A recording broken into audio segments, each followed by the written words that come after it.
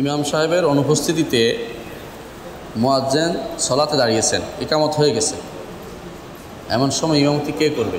কোনো সমস্যা নেই, মুয়াজ্জিন ইমামতি করতে পারবেন। কিন্তু ইমাম আসার পরে যদি মুয়াজ্জিন তাকে প্রাধান্য দেন, যে ইমাম সাহেব এসে গেছেন তাকে প্রাধান্য দেয়, সেটাও জায়েজ আছে, কোনো সমস্যা নেই। এর প্রমাণ হচ্ছে রাসূলুল্লাহ সাল্লাল্লাহু আলাইহি সাল্লাম একদিন তিনি দাঁড়াইছিলেন। রাসূলুল্লাহ সাল্লাল্লাহু আলাইহি সাল্লাম একদিন তিনি বাইরে গেছিলেন এক কাজে। আবুবকর রাদিয়াল্লাহু আনহু তিনি দাঁড়িয়ে গিয়েছিলেন ইমামতির জন্য। আসলে আর একটু কাছে আসেন, একটু ঘনে আসেন।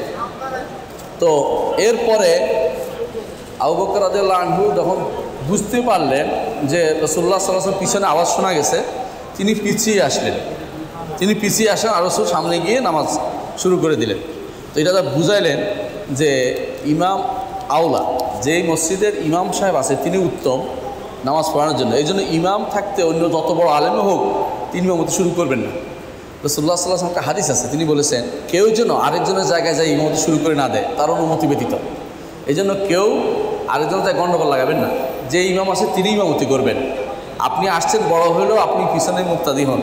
আর যদি কোনো কারণে ইমাম সাহেব না থাকে, মুয়াজ্জিন সাহেব ইমামতি করতে পারবেন, কিন্তু তার যদি কেরাত শুদ্ধ থাকে, কোনো সমস্যা না থাকে, তিনি ইমামতি করতে পারবেন।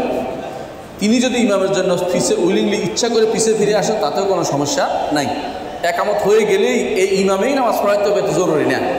একামত হয়ে গেলেই এই ইমামেই নামাজ পড়াইতে হবে, এটা জরুরি না। বরং ইচ্ছা করলে তিনি ছেড়ে আরেকজনকে তিনি আগায় দিতে পারেন, কোনো সমস্যা নেই। জি, কারণ আপনি জানেন যে রাসূলুল্লাহ সাল্লাল্লাহু আলাইহি ওয়াসাল্লাম খুদ আজান একামত হওয়ার পরে আসতেন রুম থেকে। একামত হওয়ার পর, আপনারা যারা মদিনায় গেছেন দেখবেন, এখন যেখানে সালাত হয় সেখানে একামত হওয়ার পরে তিনি ঘর থেকে আসতেন, আসে আগে কি ঠিক করতেন? কাতার ঠিক করতেন। তারপরে তিনি দাঁড়াতেন, তারপরে বলতেন কাতার সোজা করো, তারপর আল্লাহু আকবার বলতেন। বোঝা গেল যে আগে থেকেই ইমামকে মুসল্লা দাঁড় করিয়ে রাখতে হবে, এটা কিন্তু সুন্নতের অন্তর্ভুক্ত না। কেউ করলে করতে পারে, কিন্তু নাজায়েজ না।